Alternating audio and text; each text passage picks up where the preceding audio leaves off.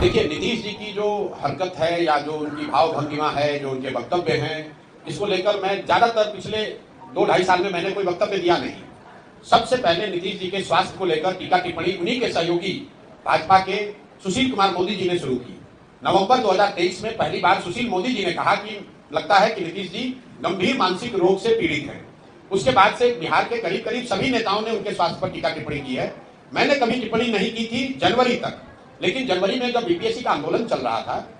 अधिकारियों से या व्यवस्था से हम लोग की बातचीत चल रही थी, तब मुझे इस बात का अधिकारियों के माध्यम से भी इस फिर से ज्ञान हुआ, समझ आई कि नीतीश जी की मानसिक हालत दिनों दिन इतनी खराब हो गई है कि उनको ज्यादातर विषयों की समझ ही नहीं है, कोई उनको पता ही नहीं चल रहा है कि राज्य में हो क्या रहा है। तब मैंने ये कहा है कि बिहार में अगर कोई सिपाही भी नियुक्त होता है तो उसका मेडिकल जांच होता है। कोई भी नौकरी, अगर आप पत्रकार हैं, अगर आप मानसिक तौर पर स्वस्थ नहीं है तो आपको पत्रकारिता की अनुमति नहीं दी जाएगी। ऐसा कैसे है कि 13 करोड़ लोगों के राज्य के मुख्यमंत्री, उनके मानसिक स्वास्थ्य की स्थिति को लेकर रोज चर्चा टिप्पणी हो रही है और सरकार की ओर से कोई वक्तव्य नहीं है, सरकार ने उसका कोई संज्ञान नहीं लिया। फिर हमने कैमरे पर कहा और आज रिपीट कर देते हैं, नीतीश कुमार शारीरिक तौर से थके हुए और मानसिक तौर पर अस्वस्थ हो गए हैं। और अगर इसका प्रमाण आपको जानना है तो खाली आप खड़े होकर नीतीश कुमार जी से उनके मंत्रिपरिषद के सदस्यों का नाम पूछ लीजिए।